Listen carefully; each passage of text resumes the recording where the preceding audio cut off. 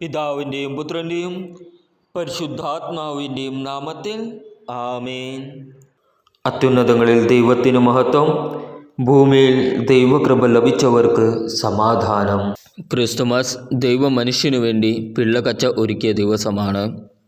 ഏകപുത്രനെ നൽകാൻ തക്കവിധം ഈ ലോകത്തെ അത്രമാത്രം സ്നേഹിച്ച് ദൈവം മനുഷ്യനായി ഈ ഭൂമിയിൽ അവതരിച്ചതിൻ്റെ ഓർമ്മയാണ് ക്രിസ്മസ്.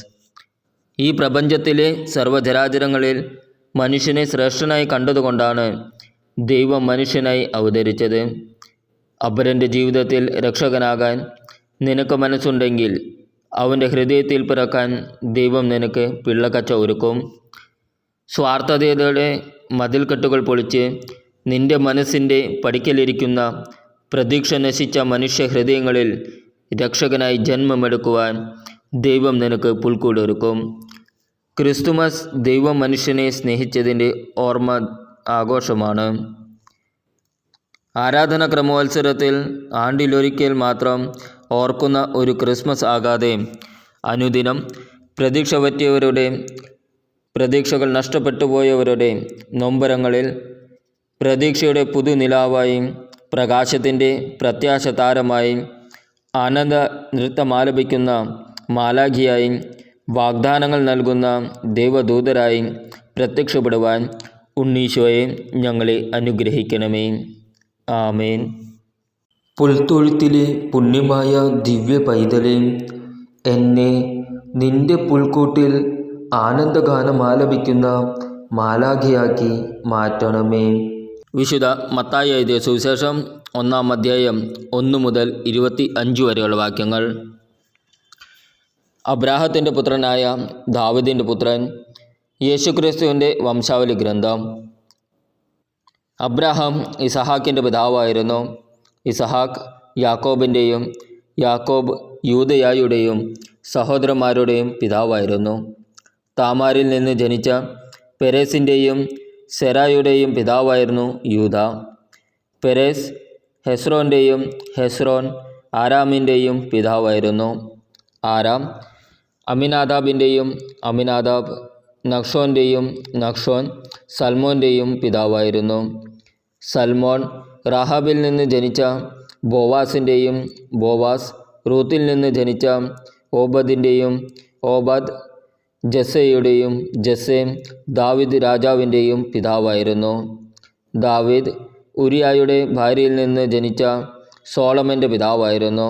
സോളമൻ റഹോബാവിൻ്റെയും, റഹോബാവാം അബിയായുടെയും, അബിയ ആസായുടെയും പിതാവായിരുന്നു. ആസ യോസാഫാത്തിൻ്റെയും, യോസാഫാത്ത് യോറാമിൻ്റെയും, യോറാം ഓസിയായുടെയും, ഓസിയ യോദാമിൻ്റെയും, യോദാം ആഹാസിൻ്റെയും, ആഹാസ് ഹെസേക്കിയായുടെയും, ഹെസേക്കിയ മനാസയുടെയും, മനാസെ ആമോസിൻ്റെയും, ആമോസ് ജോസിയായുടെയും പിതാവായിരുന്നു. ബാബിലോൺ പ്രവാസകാലത്ത് ജനിച്ച യാക്കോണിയായുടെയും സഹോദരന്മാരുടെയും പിതാവായിരുന്നു ജോസിയ. യാക്കോണിയ ബാബിലോൺ പ്രവാസത്തിനു ശേഷം ജനിച്ച സലാത്തിയേലിൻ്റെയും, സലാത്തിയേൽ സൊറാബാബേലിൻ്റെയും പിതാവായിരുന്നു.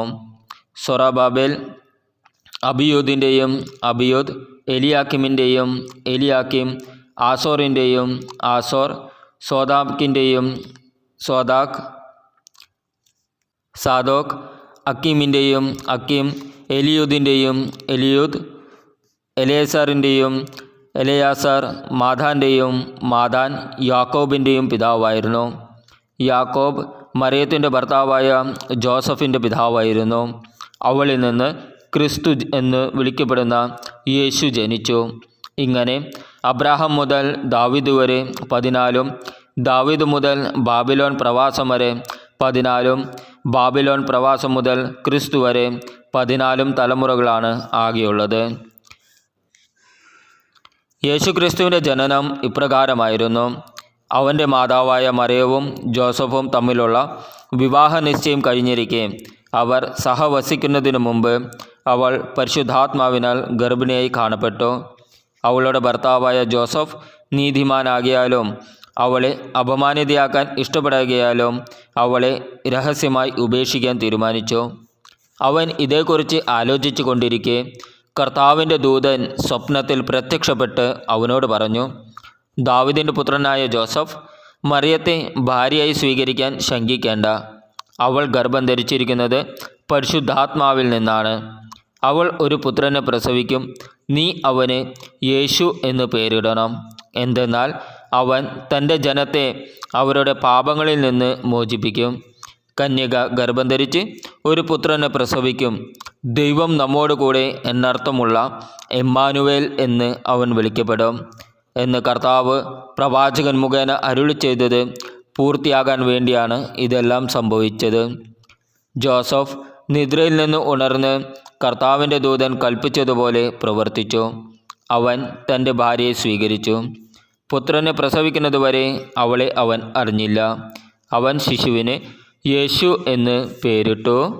നമ്മുടെ കർത്താവായ ഈശോമിശിഹായ്ക്കും സ്തുതി. എൻ്റെ ഈശോയെ, എൻ്റെ ഹൃദയത്തെ നിൻ്റെ സമാധാനം കൊണ്ട് നിറയ്ക്കണമേ. എൻ്റെ ഈശോയെ, എൻ്റെ ഹൃദയത്തെ നിൻ്റെ സമാധാനം കൊണ്ട് നിറയ്ക്കണമേ. എൻ്റെ ഈശോയെ, എൻ്റെ ഹൃദയത്തെ നിൻ്റെ സമാധാനം കൊണ്ട് നിറയ്ക്കണമേ.